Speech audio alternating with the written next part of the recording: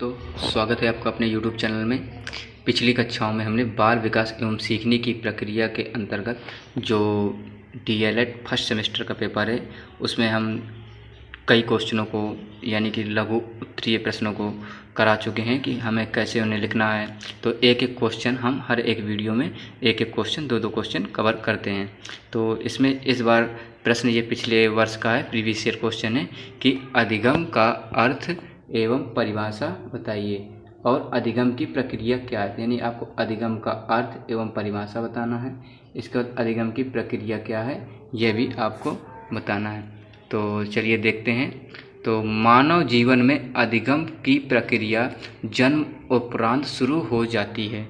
यानी कि जो अधिगम यानी सीखने की प्रक्रिया है वह जो व्यक्ति में है या व्यक्ति हो चाहे कोई भी हो, उसमें जीवन में जो सीखने की प्रक्रिया है वह उसके जन्म से ही शुरू हो जाती है। जैसे ही व्यक्ति जन्म लेता है तो उसमें जो है अधिगम यानी सीखने की प्रक्रिया शुरू हो जाती है।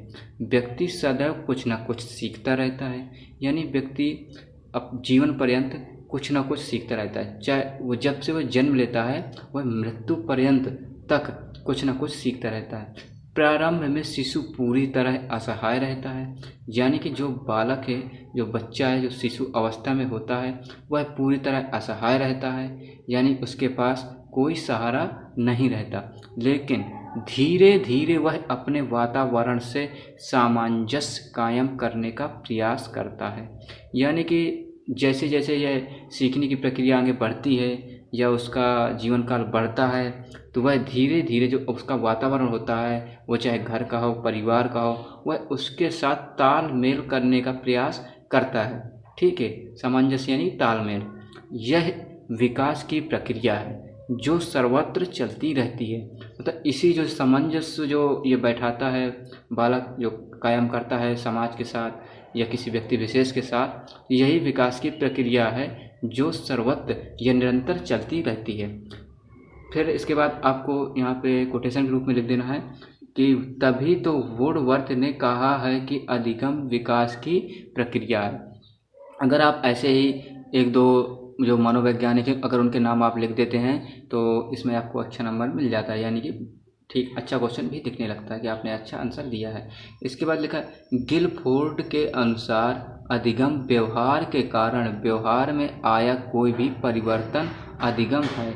यानी कि जो गिलफोर्ड हैं, जो मनोवैज्ञानिक हैं, उनके अनुसार अधिगम व्यवहार के कारण व्यवहार में आया कोई भी परिवर्तन अधिगम है।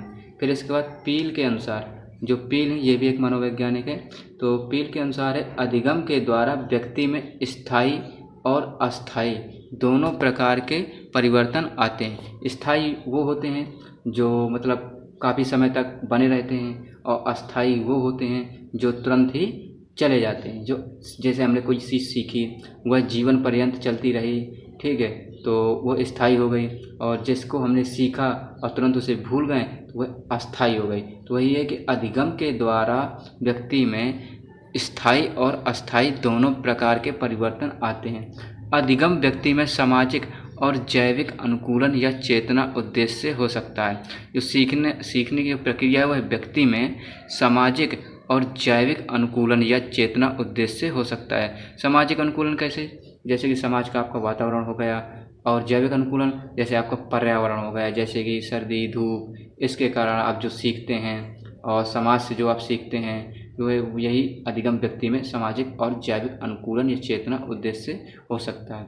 तो अब अगले वीडियो में हम इसी तरह फिर क्वेश्चन कवर करेंगे। तो अगर आपको वीडियो अच्छी लगी हो तो ज़्यादा से ज़्यादा वीडियो को लाइक करें और चैनल को सब्सक्राइब करें। धन्यवाद।